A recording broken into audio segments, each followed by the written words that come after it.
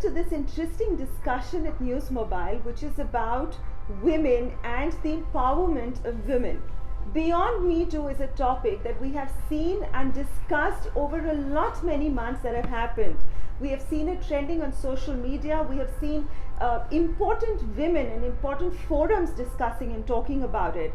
And today, with this August gathering, this August panel that we have here at News Mobile, we will try and see and decipher what does Beyond Me Too actually mean. Is it just talk, or are we really talking and walking the talk that we are all doing in today's age? Let me very quickly introduce this panel. We have Vrishali Puranik here. She's a very senior journalist and a broadcasting professional. And thank you so much for being here, Vrishali. We have Neela, Kaushik. Neela is the founder of GurgaonMoms. GurgaonMoms is a huge social platform. Neela, which is at the last count, what was the strength? 23,000 plus. 23,000 people who are a part of GurgaonMoms. Thank you. Nikhil, thank you for being here. Nikhil is the CEO of GoDaddy and Iron Man. Yes. Right? Yes. So yes, we have something that we really need to take a lot of motivation from. Thank you for being here. Srinjini Sengupta, she is an award-winning author, screenplay writer. What more can I add to this? Thank you so much, Srinjini, for being here. We have a national rifle champion sitting right next to me, Sujata Mukhi. Not only that, Sujata is an adventurer, mountaineering, trekking enthusiast. And if I'm right to know, you've just landed here straight from Manali. So Sujata, thank you. We're looking forward to your inputs. Thank you. Gunjan, my colleague from News Mobile, a blogger and a senior editor with News Mobile. And of course, I'm going to be anchoring the whole thing. This is Shipra here. So very quickly, let's get into the discussion. My first question is going to be directly to you, Nikhil, to try and understand from a man's perspective, what does Beyond Me Too mean to you? You've been hearing about it. I'm sure you've seen it trending all over the social media, right from Oscars, the black dresses. We've seen it all happening. What does Beyond Me Too, in your parlance, mean for you? So, first of all, I think, Beyond Me is, there's a lack of understanding, I think, Right. generally in the social circles of what is Beyond Me. The Right. way it started, people just started trending and retrending. And from a man's perspective, it took me a while to understand it, Right. what it means. Right. Fortunately, unfortunately, I was actually part of a company from where this started from, Miramax Films, where this whole thing was coming from. But when I asked my colleagues, most of the men, they said, oh, this is just some new woman thing, like some kind of a Right. trend going on. So I think there was clearly a lack of awareness in men as to Yeah. what exactly it means. Right. And how do you see that moving forward? Lack of awareness in men who are interacting with independent, fierce women who have a mind of their own. Neela, how do you see that? How do you see that? Because I think that's an important point that's coming in, that the lack of awareness that maybe, this is just one of those fads which will die down. Do you see that as the right trend? Because if for any movement, anything to be successful, it has to be a balance of men and women together. What are your views on that?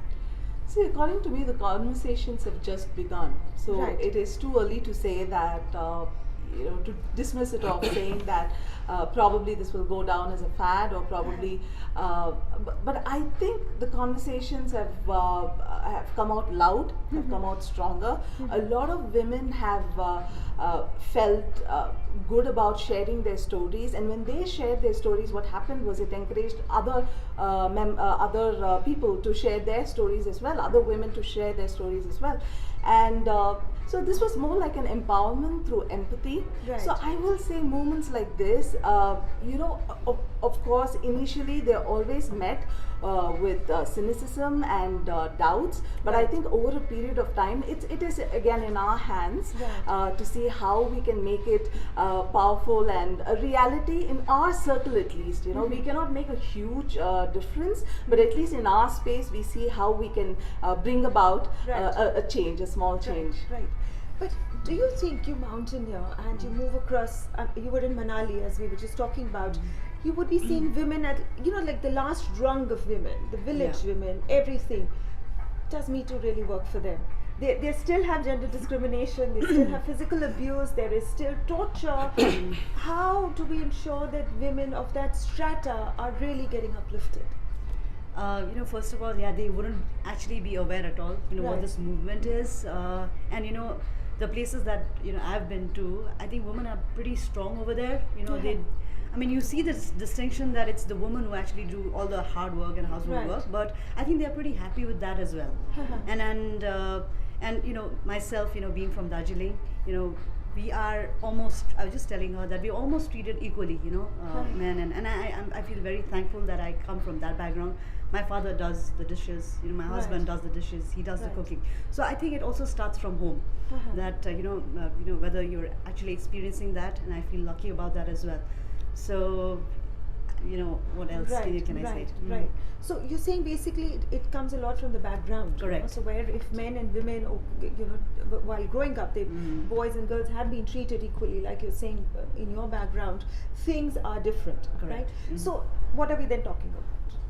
What's the issue then? Okay, so from my perspective, actually, I wanted to compare the US and India. In the US also, when this entire movement started, there are almost 54% working American women who complain about violence or sexual abuse Right. of some sort at their Right. workplace. Right. Out of which almost 95% gets neglected. And these are statistics about the US. Right. Imagine the magnitude that would be in our country, because Right. as we all know, a lot of them never get reported. Right. So we have a lot of work still to do.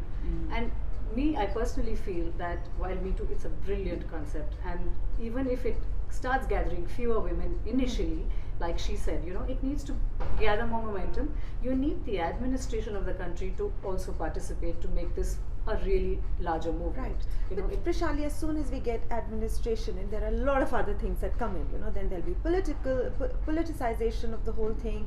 There's going to be, that all underarm twisting, arm twisting, everything. Does administration actually and truly be able to play the kind of role that we expect them to? You're right, there is a certain amount of politicizing that happens with everything that comes in, but our country is really large, Shipra. To be able to create a movement, and we have a lot of women who are suffering, like we're discussing all of this here, you need a larger hand to help in every sphere of the way. In fact, I would really like this to become a part of agendas in politics, which you don't hear, You have campaigns that are created around education and social and, economy and stuff like that. You want women and safety of women to be right there on the top nowadays. Right, especially with so much happening. You attend a lot of TED Talks, if I'm not mistaken, Shinjini. How you speak on TED Talks? How do you see some kind of solution like this coming up? Are we really just talking, or are we moving towards finding ways and solutions of implementing everything that we're talking about? Right. I think, I'll just take a step back from what Vrishali is. In fact, quite a few steps back. Administration laws, reporting in a sense of police station Right. reporting, those things, of course, are one level of a solution. Right. But I think we are far behind on the schedule. First, as women, when things happened with us as children, Right. the first reaction was denial, Right. suppression. Right. Where people around us, even trusting us, where they're really speaking up for us, standing for us. And from there, now I think, again to add to what Neela just said, the fact that even if it's small start, it has to begin, and I don't think it's a small start. Right. The fact of acknowledgement and awareness. It happened with me, it happened with you. Let's not shove it under the carpet, let's Right. talk about it. Right. I think, acknowledgement that the problem exists Right. is one big chunk Being of the able to solution. come out of hiding, if I may Right, say, yeah. and come out of See, that if I shy may thing add and to be able to it, talk about when it. Tarana Burke, I think when she came out with this Right, concept right. of Me Too, initially, the whole idea was to allow people to heal by sharing the incident with others, Right. and to find another person who's Right. been through a similar thing and to get healed. Right. It was not for making things right, And it but just it was happened. healing. Yeah. It was Yeah. more for healing. Right, Yeah. right. Yeah, and just I think the interesting US-India contrast to what was just said. I think when it started in the US, right, people genuinely came out and actually wanted to use that as a healing process. Unfortunately, in India, it kind of took a mixed kind of direction where there was one side which generally wanted to kind of Right, use that as right. healing, and there was one side which just, well, this is a social fab, I need to put it out, right? Yeah, exactly. And that's where I think it kind of got lost a bit Right. in terms of its impact. So, Gunjan, I'm going to take it up from there. I'm going to come back to you for a very pertinent reason, Nikhil. Is the fact that we are all in that situation. We are all mothers. We are interacting with children. How do you see yourself as a mother, more than anything, talking and taking it down to your children, so that when they grow up, they don't need me to. Everything seems a little better. Shipra, you seem to have read my mind, because I was listening to what all of you were saying, and I realized as a mother of a 15-year-old, my concept of Me Too has expanded to the men. So we are all in it together. The man is also a Me Too for me. Right. With the sexual crimes happening around us, what we read daily. And for my 15-year-old, I need him to be equally aware of the crime and the way he can safeguard himself. Right. So it So expands to the. What would you do? So what if I had to did, say one or two things that you would want to do with your son in order to ensure that he's able to grow up into respecting women and ensuring that they don't get into that space that. So women first of nowadays all, are. we come into that space where there is no. She's a woman and I'm a man. We are all friends, or we are all colleagues, or where does man woman come in? Right now we are all sitting and we are just discussing why should the man woman aspect come in. Right. For the son, it's plus there are a few things. So effectively, what I did was it's as a follow up to Padman was to educate him. Right. Of the things that a woman goes through. Just talk to him about periods very openly.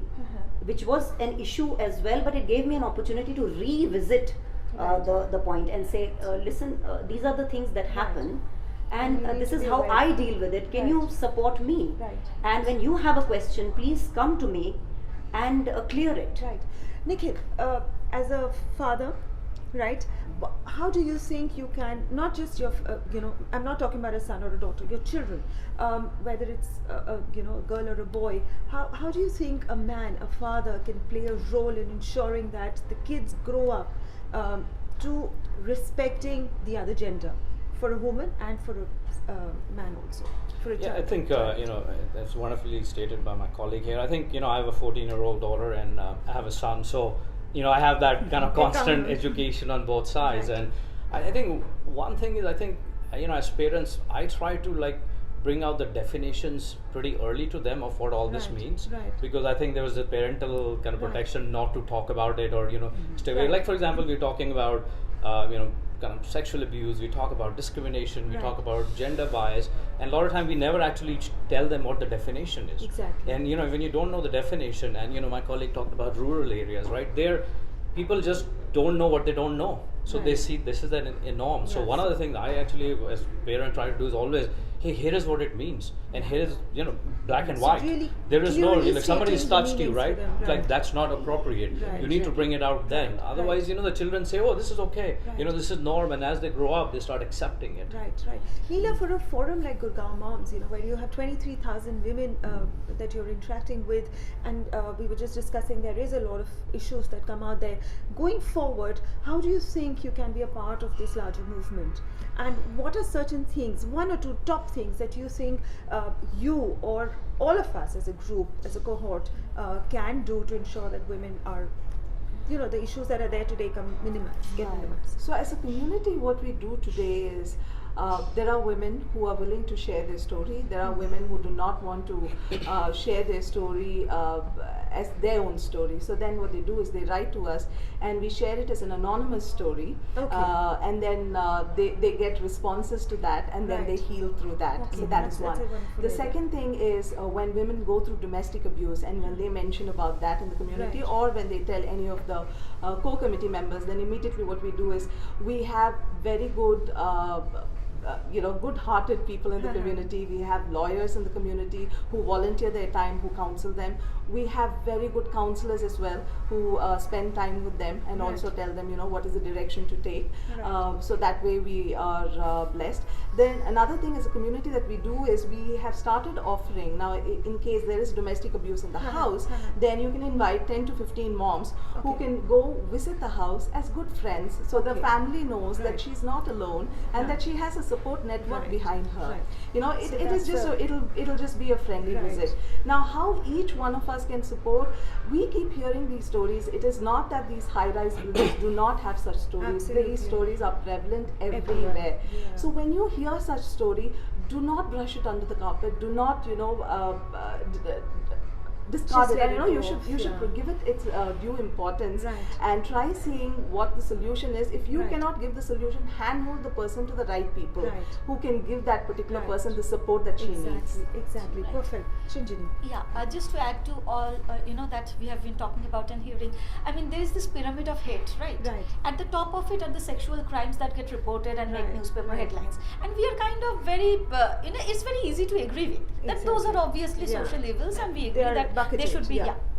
But where does it come from? It really comes from our beliefs and systems.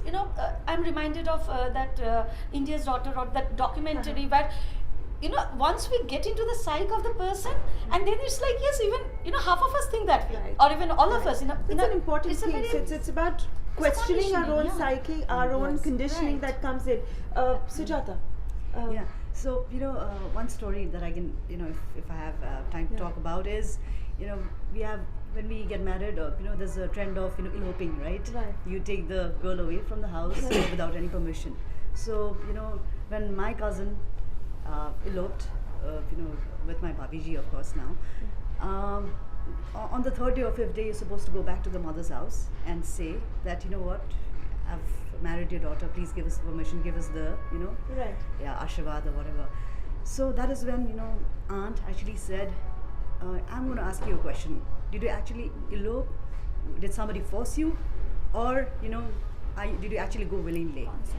Right. If you went, if you're forced, any day I'm going to keep you back. That's the kind of attitude that every mother should have, is what Right. I feel in today's Right. world. Very I true, actually, very true, very really true. very strongly echo and second this opinion. I feel that when we sensitize our kids about, good touch, bad touch, and very. Yes.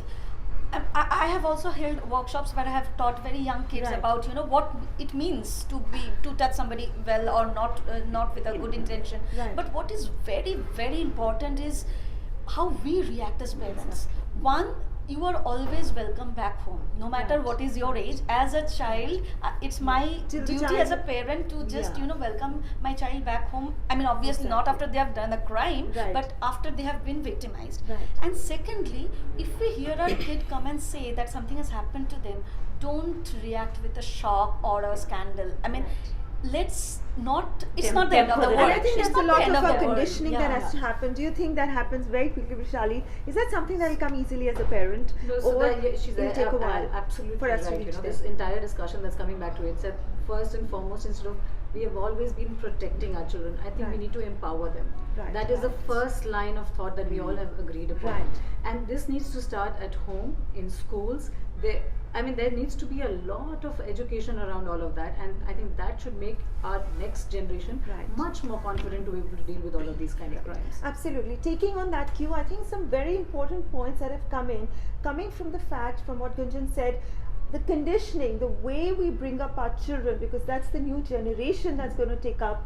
The way we talk to them, the way we condition them, the way we understand and let them know that it's okay to make mistakes till the time you know what you're doing, for them to understand important issues, topics, for groups like GurgaonMoms and for fathers in the coming generations to be able to freely talk to their children, so that tomorrow we don't need trends, we don't need movements like Beyond Me Too, but something which comes naturally as a community and as a social medium. Thank you so much for being here. I think it's been an August gathering of not just all of us, but the thoughts that have come out. This is from News Mobile. Thank you so much.